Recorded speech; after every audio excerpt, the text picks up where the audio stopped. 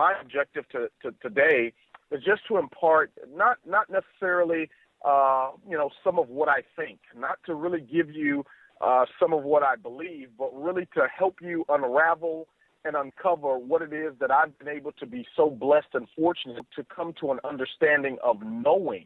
I want to share with you that level of knowing because I think there are three different stages that a person can grow through. There's the I think it stage.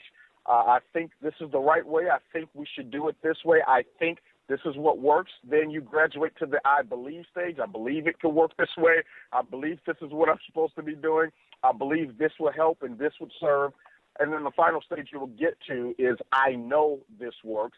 I know I can do it. I know you should do this because this is what's proven. I'll never forget listening to my grandmother give me a story one time, and I'll never forget what she said. She said, Jarrod, whenever you see a turtle on the top of a fence pole, never forget it didn't get there on its own.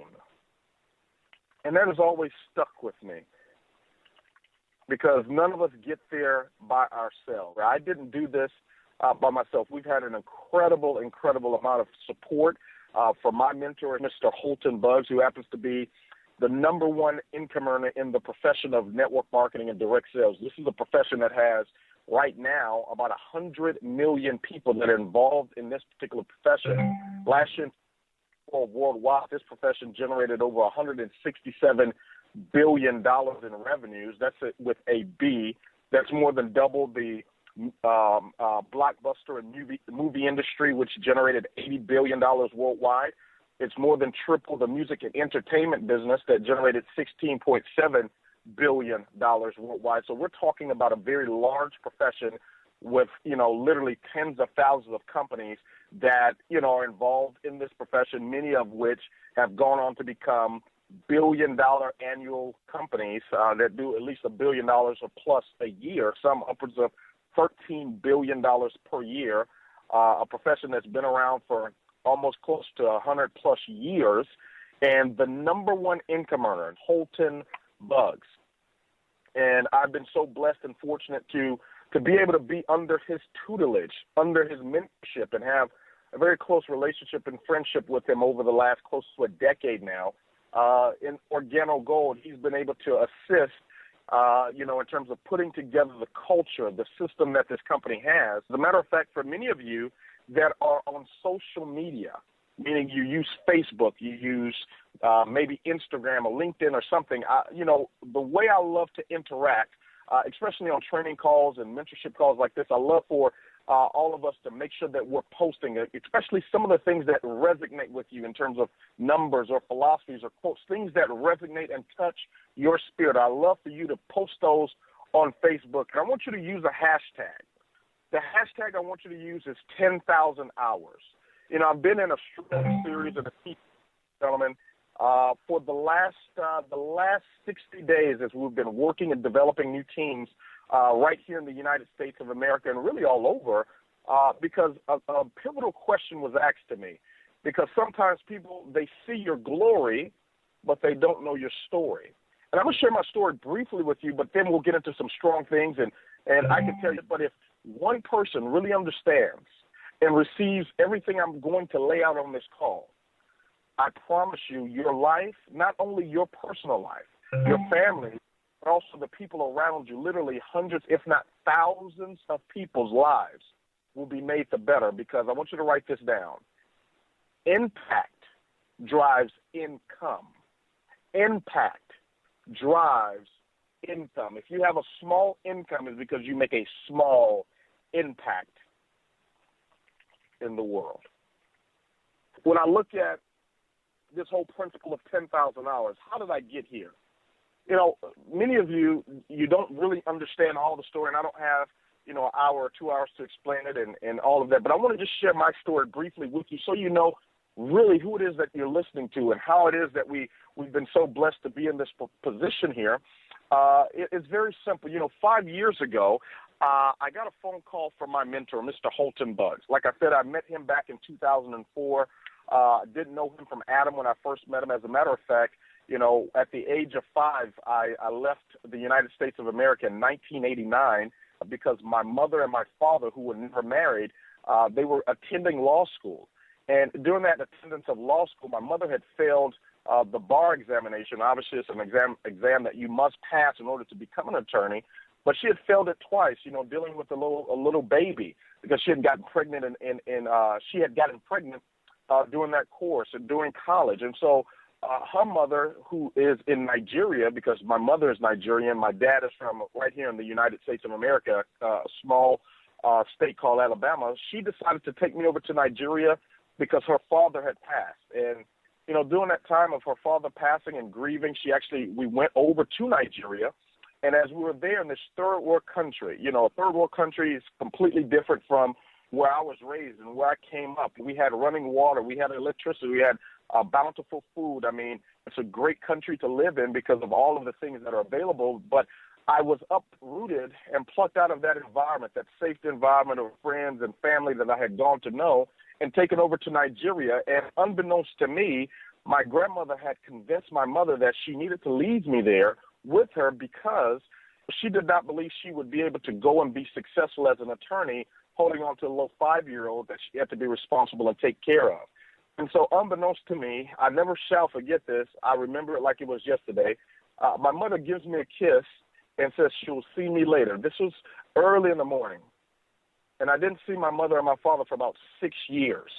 And here I was stuck in a third world country, no electricity, so there are no lights in the house, no running water whatsoever. I'll never forget having to deal with this dysfunction. I had to deal with this letdown. I had to deal with this sense of abandonment, feeling like, wow, nobody really cares about me. They would leave me here by myself with these people that I don't even know. And that's where, ladies and gentlemen, I often tell people that in life, it's very unique. In life, as Charles Udall said, you will be faced always with a series of God-ordained opportunities, brilliantly disguised as problems and challenges. That was one of those God-ordained opportunities for me because I was pulled out of the comfort and the safety net at 5 years old and put into a country where, I couldn't turn on the water faucet and get water. I would have to go with the other 8 and 10-year-olds and would have to walk 4 and 5 miles to go get some water from the local well or from the river or from the stream, and would have to have one of the buckets on our head and one on my left arm and one on my right arm, and I'd have to walk 2 and 3 miles back to the house so we could have water to bathe with. Then we'll take some of the water, we'll pour it in pots, and we'll boil that water. And after we boiled the water to see if we can, at least use that as a filter to remove some of the impurities, then we'll be able to have some water to drink, not cold water because there was no electricity. And I'll never forget going through that, not having a mother, not having a father. And I'm always reminded of this during the holiday season because the holidays weren't so merry for me. I'll never forget that because there was a sense of just loneliness for me for about 6 years. And I'll never forget coming back to the U.S. all of a sudden. Getting back to the United States of America, one thought as I came back here was, I will never be broke or lonely again. And as I pull back, ladies and gentlemen, into that thought, into that 5-year-old's thinking, I am reminded of that crash course collision I had when I met Mr. Holton Buggs. I met Mr. Holton Buggs, like I said, in 2004. I was invited to a meeting and saw this gentleman and heard him speak, and I was very skeptical about what he was saying, but there were some things that he said that just resonated in my heart. And he became my mentor. He became someone that, I understood, wow, this is somebody I could bet on. This is somebody I could believe in. And most people don't understand what mentorship really is. Mentorship and your mentor is different from your coach. A coach gives you instructions on how to do something. A mentor is someone who pours their entire life into you. My question for many people is this, and I want you to write this down, put this on social media. If you were to pour your life into somebody, would you advance them or would you poison them? Because your life, my life, our lives will either be an example for people to follow or a warning for people to stay clear from. But I'll never forget having him as my mentor, someone that I could listen to and follow instructions from, because a mentor is not the person that gives you instruction. A mentor is someone's instruction that you follow. And I understand now unequivocally that you and I can learn one of two ways: through our mistakes personally or through mentorship.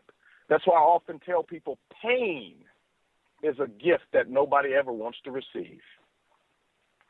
But pain will also teach you life lessons that your pride wouldn't allow you to otherwise learn.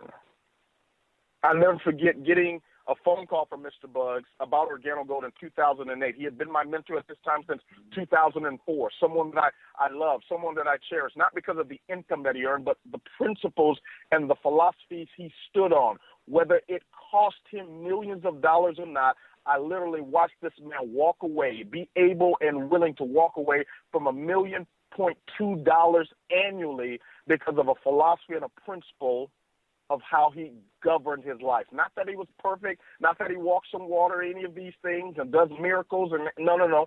I'm just telling you from my heart to your heart that this was a man that I could believe in, a man that was principle-based. A lot of people look at the success of Organogold right now and say, oh, it's just the coffee, or maybe it's the compensation plan. Those play keys and roles and parts in what we do, but I can guarantee you this.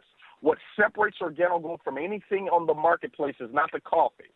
People copy our coffee all the time. Right now, we've got more people duplicating our coffee in terms of starting their own businesses and introducing coffee and putting herbs and all types of stuff in it. So that's not the deal. That's not what makes Organogold unique. It's not the compensation plan either. Why? Because other companies have actually literally flown in and copied and studied our compensation plan and duplicated it in their companies. It's not the compensation plan. It's not the coffee. The thing that separates Organogold to the reason why we are where we are as a company is the culture. And ladies and gentlemen, culture, environment, and leadership cannot be easily duplicated, because it is not something that is duplicated, because philosophies and success principles, I want you to write this down, success principles are easy to find, but they are hard to follow. They are easy to find, but hard to follow. I got that call from Mr. Buggs about Organogold, and like many people, you know what I did? I laughed. I was not interested in Organogold because it was a coffee company. I was not a coffee drinker. I said, not for me. You guys go ahead and do what you're going to do. I have no interest whatsoever. And as a successful person does, successful people make quick decisions and are very slow to turn back. He was completely committed to the decision. See, John Maxwell says this. He says 95% of people can make a decision, but only 5% can manage the decision that they've made. That's commitment. Commitment is doing what you said you were going to do long after the good feeling in which you said it in has since passed.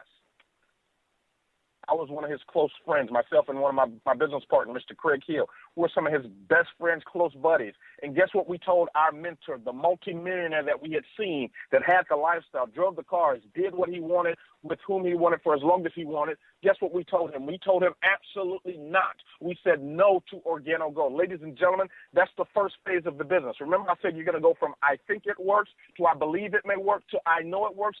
Ladies and gentlemen, in the beginning, what we told him, and typically what you'll be met with, and what you'll have, what you will hold on to in the very beginning, all of us, we have what I call the dream phase. When you first got involved in Organogold, I don't care if you're brand new, but the dream stage. The dream stage, that's where a lot of that's where the belief is. That's where the focus is. That's where you first saw your dream. When you saw the Organogold company, you saw the comp plan. Maybe you had a sip of coffee, and your dream started to come into fruition. Maybe you went to some type of event, or you heard from one of these leaders that are on this call, or you saw something, and it caused your dreams to start turning. You said, man, I see myself, or man, I could use this as a vehicle to now go through this process. I could develop myself an income, whereas I can retire my spouse. Me and my spouse can live life the way it's designed to be lived. I can guarantee you, when you talk to maybe a Belinda and Lee Chapman right now, brand new Sapphire consultants, right there in Australia. I guarantee you that dream is so big, it's so ginormous right now because they see where it is that they're going. They say, man, we can replace our full-time income. Yeah, I don't mind talking to people about the business. I don't mind putting together a list. I don't mind following the 4 steps. I don't mind doing whatever it takes because I see it. I'm dreaming of this. This makes sense. I've got leadership. I've got coffee. I've got, the products in place. I've got systems in place. You talk to Miss Allison Fong, brand new Sapphire consultant right there, over in Broome. I mean, you talk to them. I guarantee you right now that their dreams are so full. Their dreams are so big right now because that's what it's supposed to be in the very beginning when you see this. I want all of you to remember when you first got started. When you first got started within Organo Gold. I guarantee you your dream in that beginning stage, your dream is so big, your excitement in this is so big because of what's to come now. That's the first stage. That's the first step. That's the first part, your dream. The second phase you will go into after you've had this dream. You've seen it. The possibility is there. The vision is there. It may not be as large. Some of us is very, very big in the beginning. Mr. Buggs, his dream was very, very large in the very beginning. He said, we will as a company capture 1% of the worldwide coffee sales. This was his dream. I never forget sitting down with him in 2008 talking about this. None of this was in place. There was no evidence. There was no success. There was nothing but the dream. There was nothing but the vision. I love what Helen Keller said. She said, I would rather be blind than to have sight, but still no vision. The dream is big. Now, here's what happens in the dream stage. You can quickly, and typically often what takes place is you go into the second stage, which is the drama stage. Oh, yes. This is when Murphy shows up. Murphy's law says anything that can go wrong will go wrong. This is when Mr. Buggs quickly shifted into the drama stage. You know what happened? His close friends, we told him no. In the drama stage, you will be met with rejection. Some of the people that you know of, some of the close family and friends that you know of, they will reject your idea, your vision of what Organo Gold is supposed to mean for you. That's why in the dream stage, what you've got to be able to do is create and let resonate with you a why that is so big that your fears die. That drama stage, that's when all type of vicissitudes of life come against your dream. Rejection will be one of the first enemies. There are going to be 4 mental enemies. The battle in this business is a mental battle. It is all mental. It's the how-tos. The reason why I'm not going to cover how-tos on this line, because guess what? You guys know how to do the business. We get paid to do 2 things. Number 1, give out free samples of the product and follow up. And number 2, give out free information about Organo Gold in the comforts of our living rooms and dens, or lounge rooms and dens, which is coffee and jazz mixers. I have racked in my brain for the last 4 years, involved myself in Organo Gold. I have racked in my brain, why is it that people know what to do and don't do what they know? And I have discovered and had an epiphany within the last 90 days. After having conversations on conversations, I came to a resolution and an understanding that what it is not a lack of belief in the company. It is not a lack of belief in the product. It is not even a lack of support. It's a lack of belief in ourselves.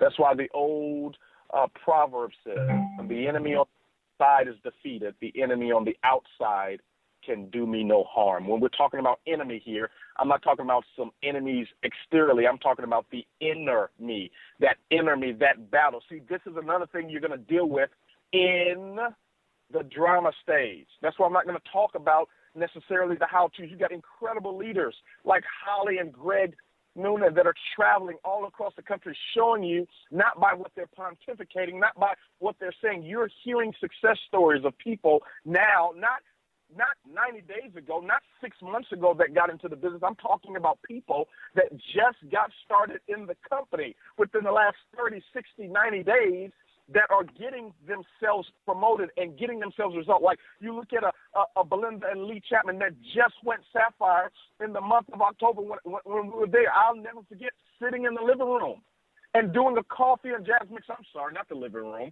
in the lounge room. I'll never forget sitting there, and Janine had that coffee and jazz mix, and Belinda is her neighbor, and inviting her over to that coffee and jazz mix. I'll never forget we getting up there, doing that coffee and jazz mix. We had played the DVD, and I got up there, shared a few words.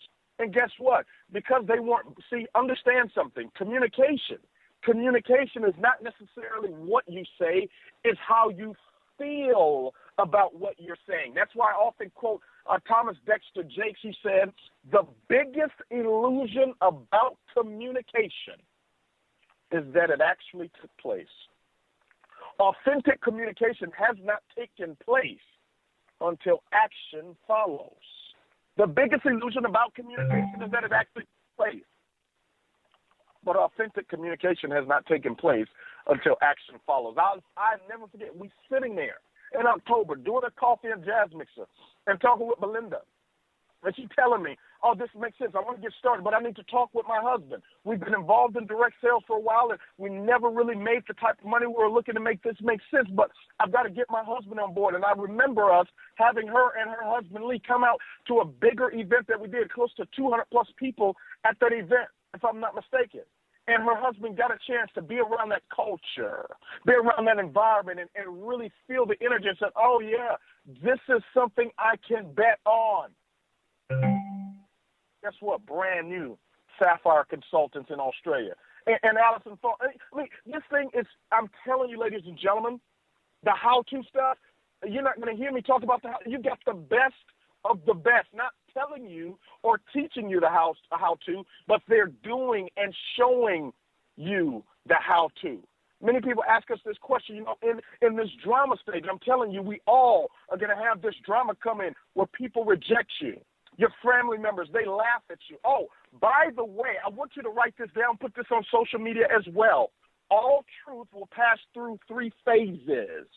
All truth passes through 3 phases. Phase number 1, it is ridiculed and made a mockery of. It is ridiculed and made a mockery of. People, they'll laugh at your little coffee business. Matter of fact, that's what they'll call it, the little coffee thing. Don't be confused when they do that. They're supposed to do that. The majority of the people suffer from what I call possibility blindness.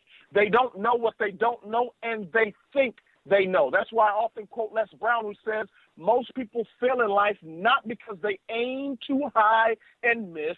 They aim too low and hit, and many never even aim at all. There are no monuments and statues built for critics and cynics that laugh and point. There's no memorial days remembered of these people. You can find cynicism a dime a dozen. That's why all truth will pass through those 3 stages. The second stage, it will be violently opposed, meaning people will come against you with all type of lawsuits. They will talk about you. They will de-edify you. They will disrespect you. They will dishonor you. Why? Because the truth must pass through that stage. It will happen for you. It will happen to you. Guess what? It's not come to break you. Most people want the breakthroughs, but they can't deal with the breakdowns. This business will offer you what I call some crying closet moments. That's why I often quote Mark Twain, who says, adversity reveals itself to people that say they want to win.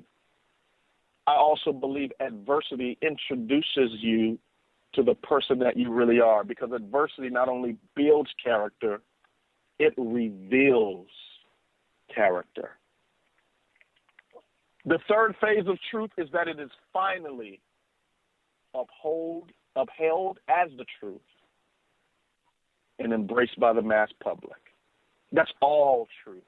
You look at any successful business, any successful corporation, any person that has made it to the top of their profession or into the top of what it is that they do, I guarantee you can track that through that truth phase that I just outlined, they went through all 3 of those. That's why I say in the drama phase, Don't worry about it. Don't worry about the stab wounds. Don't worry about the arrows that are shot at you. They're supposed to shoot at you. That's the drama phase, the rejection. The second part of that drama phase, second mental enemy, is deception. Oh, my goodness. People will tell you one thing and do another. Don't I know it? They will praise you publicly and scorn you and dog you out privately. I hope you can understand my colloquialism when I say dog you out. That means they'll talk bad about you. They'll laugh at you. They will say some not so nice things. Matter of fact, I think a level of maturity that you will grow into through this business is when you can be nice to nasty people. One author says, until you handle it with grace, it will stay in your face. That drama phase, ladies and gentlemen, it's what builds you. It's what creates that character. It's what shapes you. I'll never forget, after rejecting Mr. Bugs and not getting involved for close to a year, I watched him go out and build this thing anyway. I watched him literally roll his sleeves up, get down on his knees and start serving and working with people in lounge rooms and doing meetings and driving the miles and doing all that it takes to make the business work. That's where stories like, Jose Ardon came about. That's where stories like John Soturis came about, and Christian Steinkeller and David Imonitie and many of the stories. You go through that gold standard magazine. Hopefully you got one of those magazines in your arsenal.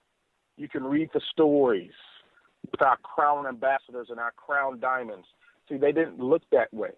Matter of fact, I believe you must die to who it is that you are today to give birth to who it is you'll become tomorrow. And none of us have ever arrived. I haven't arrived. I'm still learning. I'm still growing. But I'll never forget rejecting him and him using that as the fuel and the ammunition to go out there and continue to build the dream, continue to build the business. Because in that drama phase, I'm telling you, ladies and gentlemen, sometimes it will bring you to your very knees, not by what people do to you physically, but what they do to you mentally. Life will put a whooping on you. And I'm not saying this to scare you. I'm saying this to prepare you for the fight. I love what Steve Duncanson says. He says, life is a fight for territory. The moment you stop fighting for what you want, what it is that you don't want automatically takes over. Life is a fight for territory. The moment you stop fighting for what you want, what it is that you don't want automatically takes over. What are you willing to fight for here? What are you willing to fight for? This is a fight. It is easy. It's simple as coffee. People are hard. One of the biggest sales that you'll have to make, I promise you, anything else and everything else that revolves around the activity. Remember I said it's not that people don't know what to do. It's people just don't do what they know. That's why I often teach you don't get out of life what you want. You get out of life what you are.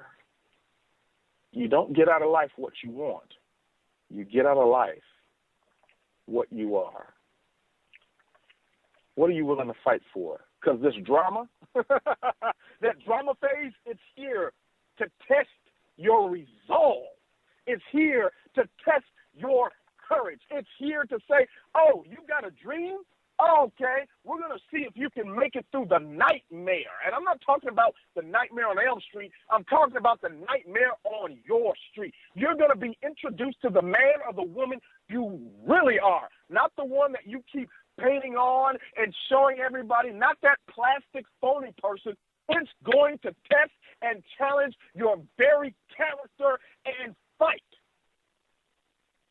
That's in the drama phase, deception. People will lie and tell you things that they'll do. Oh, I'm coming to the meeting. Yeah, I'm getting on the conference call. Oh, I'll be right there. Yeah, you can count on me. Some of the closest people that I knew, that I got involved in the business. Could you imagine the folks that I had gone and broke bread with? I had flown into their markets.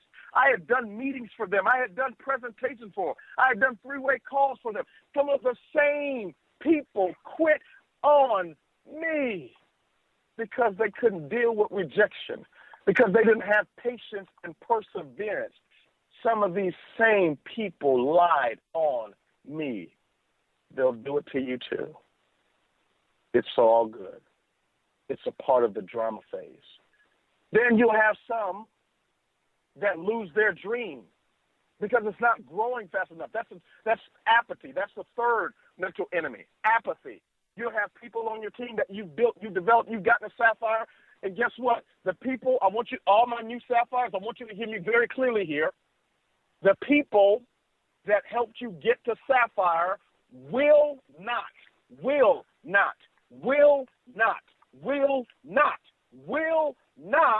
be the people that help you get to ruby. I hope you understand what I'm giving you here. That's why I also teach, the higher the level, the bigger the devil. They will not be the same ones to help you get to ruby. Why? It's just the way it is. Apathy will creep in. Sometimes jealousy and envy creeps in.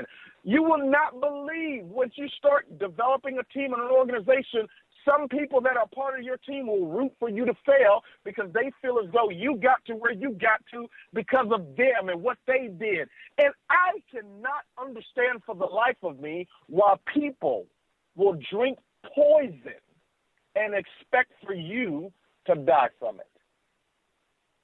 That's just what happens. That's why you recruit another 6 to 8. Whenever you're going for a new level, you want to go from sapphire to ruby. Sapphires that are on this call, go recruit new people. People are like dust. They're everywhere. Recruit new people. New blood is the lifeblood of this business. If Mr. Bugs had not gone to recruit David E. Monique, who is one of my best friends, if he had not gone to recruit Jose Ardana, Johnson Tours, and Kristen Steinkeller, if he had not recruited Edwin Haynes and some of these other new leaders, guess what? Me and the ones that told him no, we would have never come back into the business because he would have stayed where he was. But he recruited new people, created new stories. Do you have new stories that you're creating? Always new stories. Because he did that, it caused me and my business partner to come back around in 2009, and we said, please show us what this is all about. We hear about the income. We hear about the success because people are always watching you, ladies and gentlemen. Don't mistake that. They are always watching to see what happens. Guess what?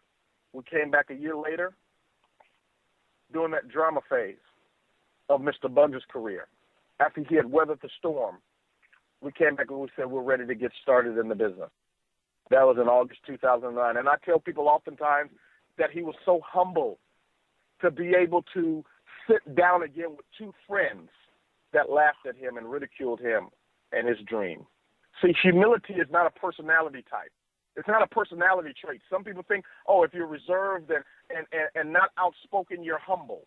And if you're outspoken and you talk, you're not only outspoken, but you speak your mind at times, that you're not humble. That's not humility. Humility is not a personality trait because you and I know people that are reserved and calm, cool, collected that are some of the most arrogant, pompous people we know of once you get to know who they really are. Humility is the recognition that you do not yet have something. And so he was humbled to sit down with us a year later after he had become a multimillionaire again and created other people that were becoming millionaires. He sat down again with us, and he looked at me through the eyes of Gerda, who said, if you look at a man the way that he is, he will only become worse. But if you look at him the way that he could be, he'll become what he should be. And we designed this plan, and I never forget, I said, listen, you tell me what to do. You tell me what to do, and you stay with me. I don't understand everything. I don't even understand all the contents of this product. I really don't understand the compensation plan, but I don't care. All I wanted, he was my driving force. My resolve was I wanted to regain the relationship of my mentor. I wanted to regain that honor. Why? Because the distinctive fragrance of honor is unmistakable. unmistakable. You can smell it in the air. It is an aroma. It carries weight. But also, the stench of dishonor is as noticeable as a skunk smell. I wanted to regain my honor with my mentor because you are one person away from poverty or prosperity. And I can track your life, the successes and failures of your life. I can track it back to a person in whom you have chosen to honor or dishonor. And I had to learn this lesson. The lesson I learned of dishonor put me in foreclosure. It put me going through a second foreclosure in 2009. It put me going through close to a repossession. It put me in a position where I didn't even have $150 to pay our light bill. My lights were off. I was a grown man at 26-year-old, just had my daughter, who's the best thing that has ever happened to me, Chandler Sade Wilkins. And I'll never forget, ladies and gentlemen, I'm sitting there on my living room floor in the dark because I had to take her over to her grandparents' house, and I could not look them in the eyes. I'm at my house. I am weeping. I'm not crying at this point. I'm weeping. I'm feeling so embarrassed as a failure, as a man that couldn't take care and provide and protect for his family. I'm sitting at my house in tears. And I'm thinking, how did I get here? What decisions, what choices did I make? That's why I have a saying now that you are born looking like your parents, but you die looking like your choices. I'm sitting there on my floor, and I'm like, how in the world did I get here? I finally borrowed some money to get all of my lights back on, and, I couldn't afford anything. So when I sat down with Mr. Bucks for the second time, I said, I didn't care about any of that. He said, we got a 4-step system. He said, your ability to put qualified prospects in front of me, I guarantee you stick with me for 18 months. This is what he told me. This is the game plan. He drew it out. I still have the sheet of paper he drew up a 2020 plan for me on. He said, you put 20 on your left and 20 on your right. 6 to 8 will quit on your left. 6 to 8 will quit on your right. He said 6 to 8 will incubate on your left. 6 to 8 will incubate on your right, meaning they won't really do much right away. But he said you'll have 6 to 8 on each side that you could work through. You could do in-home meetings for. You could do conference calls for. You can lock arms with. And he said out of that 6 to 8, you will find 1 to 2 on your left and 1 to 2 on your right that will become superstars. And guys, we kept doing that. Man, we got this thing humming. I said, okay, I don't need to know everything. I don't need to figure out everything. I am hungry. Oh, I'm hungry. That's the difference, ladies and gentlemen. People ask all the time, well, how in the world is this person doing this? When are you going to come support me? When are you going to come to my market? No. You need to be like that man or that woman that lights themselves on fire. People will come from miles and miles away to watch you burn, baby. You got to be hungry. I was hungry. I don't have a college training or college education. I'm not supposed to be here. I'm not supposed to be earning the type of income we earn. I tell people all the time, I was not born with a silver spoon in my mouth. I was born with an iron shovel in my hand, but I am hungry. I've been digging since I got the shovel. You can't expect for people to give it to you. You got to want this thing, and I got to tell you something.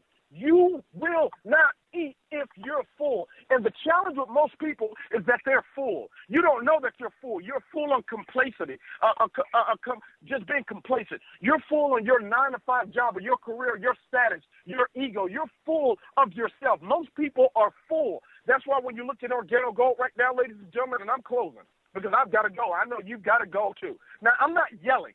See, those of you that were like some of the people that I've talked to in the past, see, when you're not hungry, when you're not passionate, you don't sound like this. When you don't cry about the business, you don't sound like this. This sounds like screaming. This sounds like being obnoxious and overboard and overdoing it. But you don't know what people have been through when you're hungry. You look at Jose Ardon, the number 1 income-earning distributor in the company. He has a 4th grade education. I'm not talking about college or high school, 4th grade. He is the number 1 income earner in the company. He's promoted over $11 million earners in this company. At 30 years old, he's got an organization of over 100,000 people. He wasn't born with a silver spoon in his mouth. He was born with that iron shovel. If he can do it, you can do it. But you've got to be hungry. You look at John Securus. John Securus has 2 business degrees, master degrees. You know, built a company that did over $130 million, a traditional business, over 2,000 employees, went through bankruptcy, was going through foreclosure. Lights were off, water was off. He was stealing water from his neighbor's house to fill up his bathtub when he got started in Organo Gold. He got the blueprint, put 20 on your left, 20 on your right. You stick and stay, you'll get your pay. He did that. And the money that he was not making in this traditional business, what he was making annually, is now what he earns monthly. It wasn't because he was here first. It was because he was hungry. You look at Kristen Steinkiller. Kristen Steinkiller got a chance to meet Mr. Holtenbugs on a flight, on a plane. He didn't even know Mr. Holtenbugs. They weren't doing business where he lived. Guess what? He said, man, you come over here, not only am I going to start the business, I'm going to see it through. He came over, no money. Now he's a $4 million ring earner. His brother is a $2 million ring earner. Their baby brother is a $250,000 ring earner. They didn't get started at the top. They started digging. They started showing the plan. They started driving the miles. Why? Because they were hungry. Are you hungry? Not what you tell people. Behavior never lies. I want you to write this down. What a man or woman wants shows up in their conversation, but what they expect shows up in their behavior. What a man or woman wants shows up in their conversation, but what they expect shows up in their behavior. That's why I never listen to what people say. I listen to what they do, because behavior never lies. Are you hungry? Are you hungry? There's so many other stories. Now, you go through that attrition stage. That's the 4th mental enemy, people quitting their business. Because they quit doesn't change the truth. You'll have people quit the business, and that's okay. They'll quit. Why? Because that's what quitters do. They quit everything. People quit gym memberships. People quit marriages. People quit all type of stuff. People quit going to a certain place to worship. They will quit on you. It's okay. Stick and stay. You'll get your pay, and you will land at your destination. Whether your destination is diamond, whether your destination is blue diamond or black diamond or crown diamond or even crown ambassador, whatever your destination is, whatever the income is, whatever the lifestyle is, see, you can't get there alone. I love what Zig Ziglar said. He said, you help enough people get what they want, you'll get everything that you want. That's what your life ought to be about. That's what all have an opportunity to do, is to have our life have significance. Success is when you accomplish. Significance is when you have a role to play in other people's accomplishments. That's why I never put down any leaders. That's why I never put down any person that has helped us along the way, that led us to people or led us to what it is that we're doing today. They all play a role. That's when you get to that 3rd phase. You go through the dream, the drama, the destination. Will you be at the event in March? Project 50,000 right here in the U.S. You ought to be preparing for that.